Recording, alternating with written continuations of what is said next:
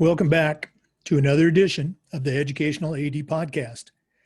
We couldn't do these without the incredible support of our sponsors, and we want to start by saying thank you to all of them.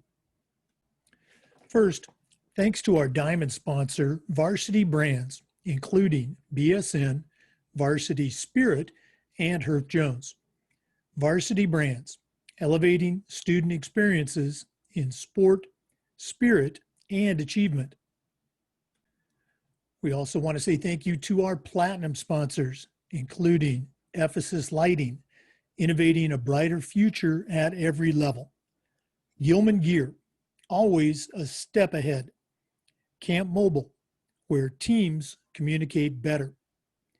Hometown Ticketing, simple and easy online ticketing. And Vital Signs, bring student achievements to life. Thanks to all of our great sponsors. Welcome back, everyone, to another episode of the Educational AD Podcast. Our guest today is Monica Maxwell. Monica is a certified master athletic administrator, and she's currently the director of athletics at East Chicago Central High School in Indianapolis, Indiana. She also has quite a background as an athlete, former WNBA player. She was a coach at the Division I level. And again, as I already mentioned, a CMAA. So Monica, welcome to the podcast. Thanks, Jake. Thanks for having me. Oh, absolutely. We're excited to hear about your story and some of the things that you do at your school. Well, as we talked about, this is a busy time for athletic directors, so let's jump right into it.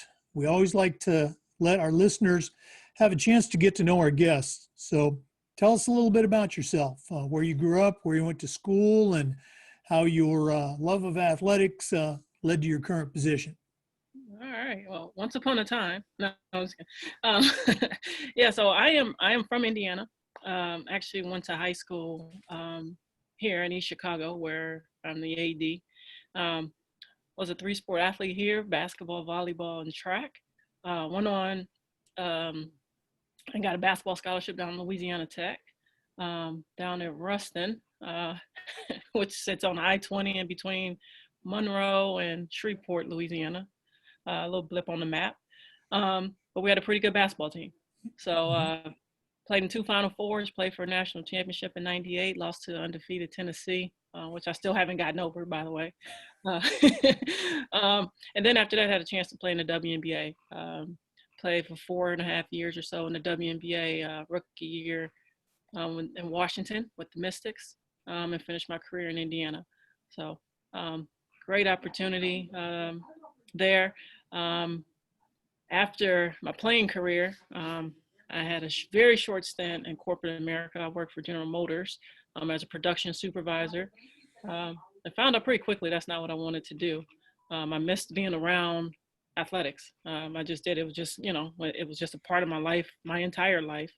Left GM and went into coaching. Coached down at Tulane for a year. Happened to be the year of Hurricane Katrina. So yeah, bad timing on my part. Left Tulane after 1 year. Went out and coached a year out at Cal State Northridge, just northwest of LA. And kind of when I was there, I kind of got the call from the superintendent who was here at the time, who was a teacher when I was in high school, and asked if I would be interested in coming back as the athletic director. Their athletic director here was retiring. And I said, absolutely. So that's kind of how I got into it. Well, it's always nice to hear the path that we all take. What were some of the things, going from, say, very high level, Division I and everything that entails, professional basketball, and then coming back, not just to a school, but to your school in that leadership position? What were some things that you thought that you really did well, and what were maybe 1 or 2 things that kind of surprised you about the job?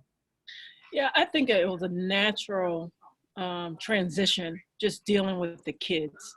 I had a good relationship with the kids. I like, kind of being very jovial with them and making them feel comfortable. So I did that quite a bit in the first couple of years, just to kind of build that foundation of an open door policy, and having kids come in and talk to you when they needed to talk to you.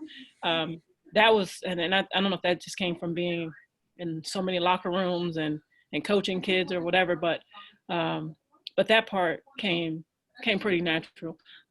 Also, I think, you know, coaching coaches, because that's what ADs do, you know. So, you know, that was kind of a natural transition as well. Just going, you know, coaching coaches. What didn't come so natural was dealing with parents. We call them challenging personalities, because you know, in this job, I mean, unfortunately, you're going to have to deal with some parents that are unrealistic sometimes. So that wasn't always easy, and you know, being bound by certain bylaws and, you know, policies and procedures, just like anywhere else, that proved to be a challenge at times. So it's still, it hasn't ended. So that's still a challenge. But, you know, all in all, I mean, I love the position, I love the job, because of the interaction I get to have with the kids. Oh, absolutely. It always comes back to the kids. Okay. Yeah. In our profession, we always talk about the importance of leadership and mentoring that next generation. And I'm curious, who were some of your mentors, either, you know, teachers or coaches you had growing up, or maybe people that you worked with or worked for? Whose voice do you still hear every day when you go to work?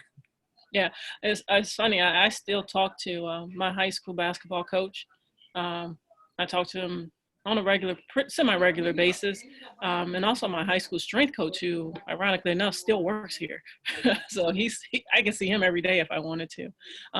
But just always a level-headed voice when things get really hectic in the world of athletics. And you know, as well as I do, we have those times a year where things are, you don't know if you're coming or going sometimes. I mean, it's just that crazy. So it's always nice to have a voice on the other end that really doesn't have a dog in the fight, but just want to see you succeed in whatever you do. So I call on those two quite a bit.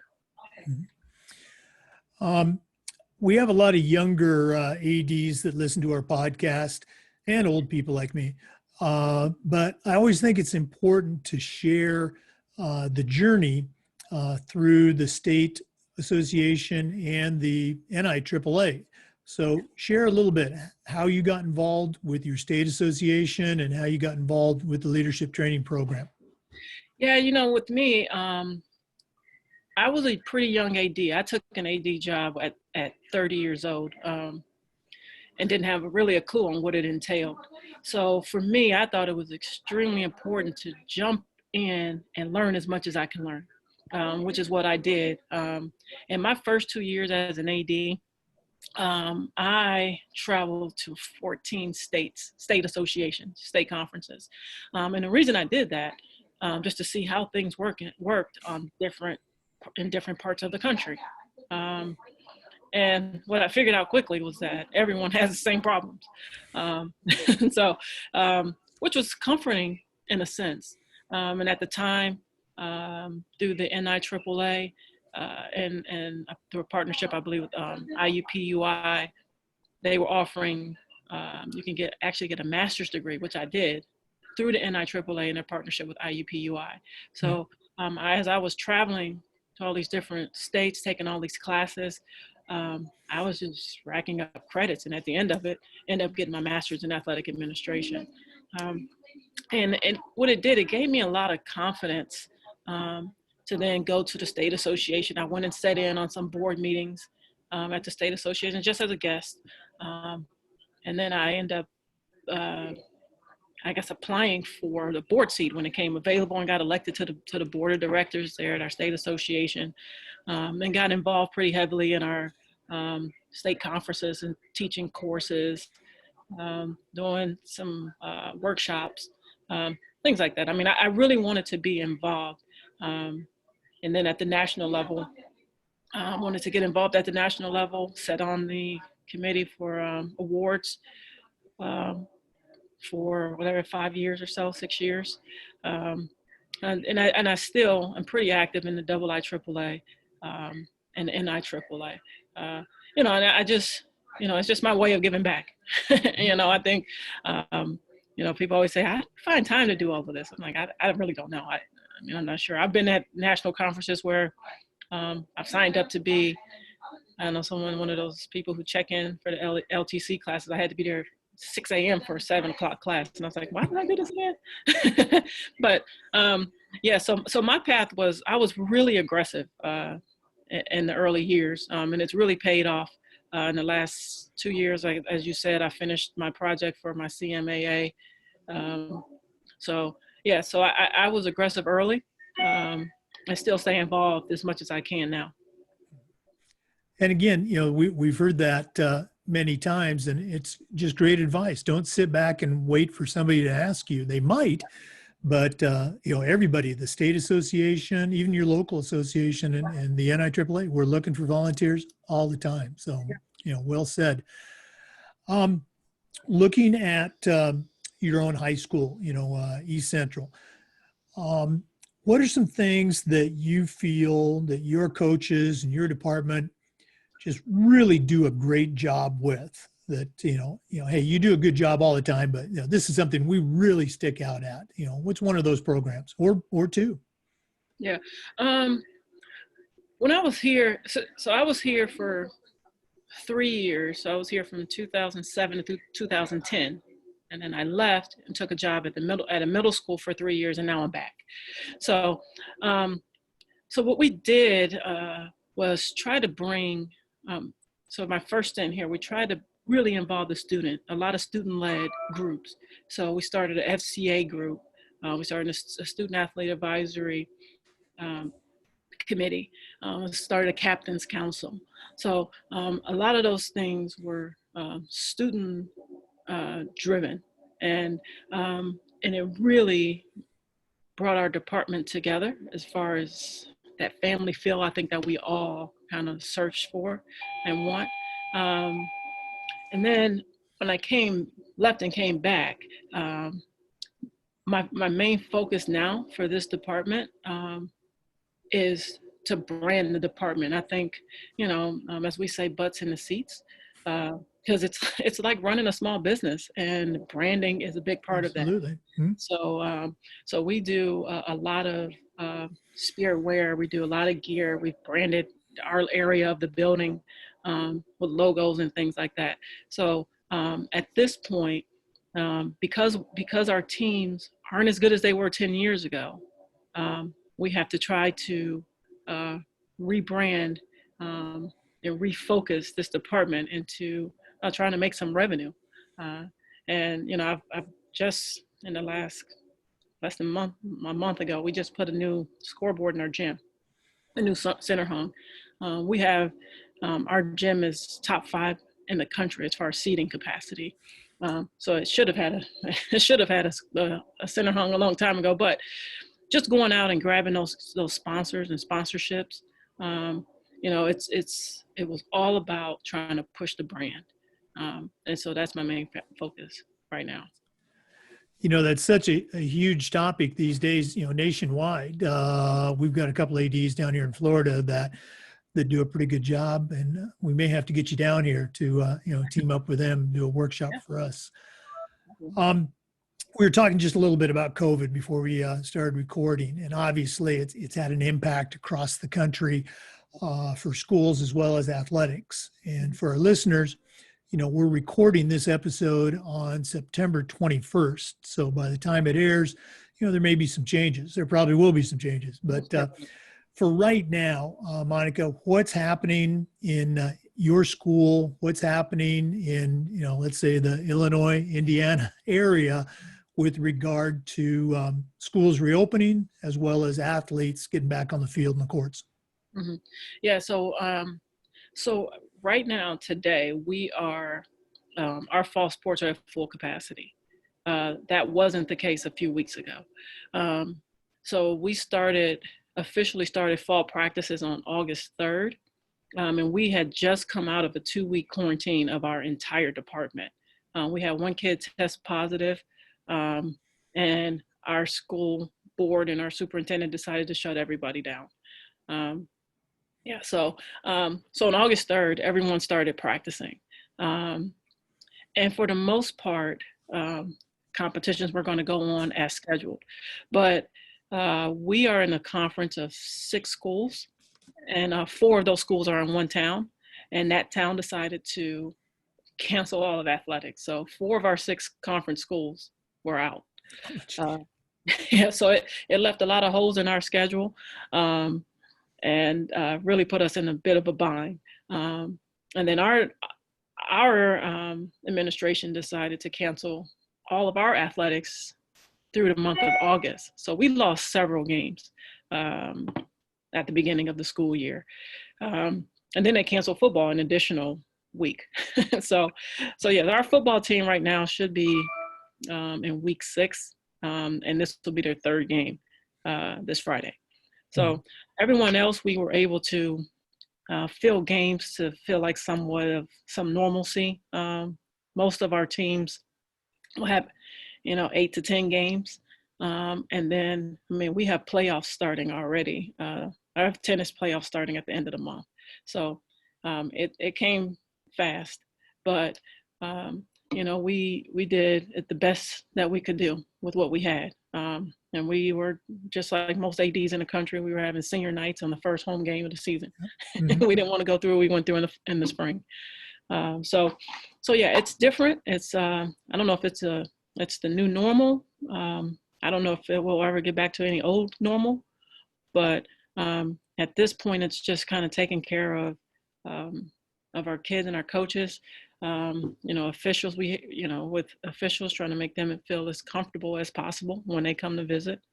And then we just one day at a time. It's hard to look much further than that now because, like you said, it's changing so quickly.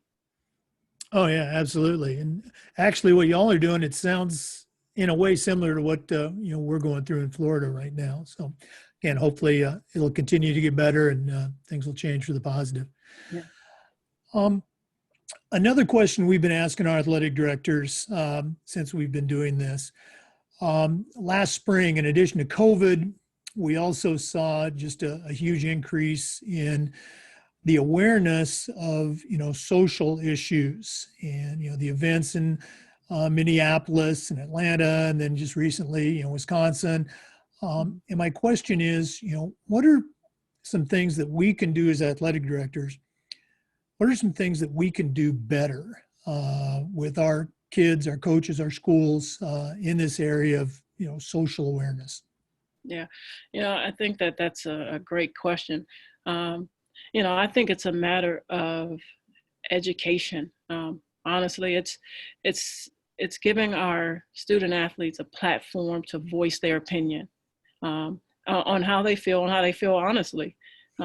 Because I think a lot of times, athletes, we have this great big old platform and we think it's only to play soccer or basketball or football, or whatever.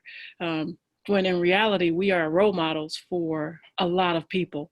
And when you have people watching you, no matter if they're younger, older, or whatever, you have an opportunity to create change. And I think we need to give our athletes that opportunity and make them feel comfortable in doing so. So, it's about using our platform to educate people and make them aware of kind of what's going on. Because I don't know, some people may live in a bubble. It's hard to not know what's going on with the injustices going on around our country. But, I think we have a great opportunity to teach. We talk about teachable moments a lot. And this is a great teachable moment, not only for us as ADs, but also for our kids to utilize the platform that they have. Mm-hmm. Well, I appreciate you sharing that. Let's go and shift gears a little bit. Athletic directors, we always say, it's all about the kids and we love the kids, and it's certainly true. Don't want to diminish that. But outside of that aspect, what are some of your favorite parts of the job? What gets you excited about coming to school each day? Lunch. No. No. Yeah. I just think that the fact that no 2 days are ever really alike, you know, so you never really know what you're going to get. And I think we have some sort of template to follow, but there's not this robotic schedule that you're going to follow every day. You know, on a day like today, for me, for instance, I mean, I'm in meetings pretty much all day. Tomorrow, it may be nothing, you know. So it's just that to me, it's like the unknown. You know, and I don't like surprises, but so I try to prepare as much as I can prepare. But sometimes you just don't know what's going to happen when you walk through those doors. Maybe an irate parent waiting for you in the lobby. You don't know, so that doesn't get me excited. Don't get me wrong, but yeah, maybe just the uncertainty sometimes of this job. No, I agree 100%. I'm sure you have that list of 3 or 4 things you're going to do, you know, first thing. And I was speaking at a Rotary Club recently, and I mentioned that most days I won't get to those first 3 things because something else came up. You know, somebody stopped for a visit. There's a phone call. The boss needs to see you. Yeah. And the person said, "Oh, that would drive me crazy." And I said, "No, that's what makes it exciting." Okay. Yeah. You know, hey, what's going to happen today? Yeah. Wow, this is just completely flown by, Monica. I've really enjoyed chatting with you, but we're not done yet. We always like to wrap up with what we call the athletic director's toolbox. Now, you know, you are certainly an experienced, successful athletic director, but I'm tasking you right now with sending out a brand new AD on their very first job. But I'm only going to let you put 3 things in their toolbox. What 3 items are going to go in Monica Maxwell's athletic director toolbox? Well, I'm going to tell you, number 1 thing you better have is a calendar. So, yeah, because there are, like we just talked about,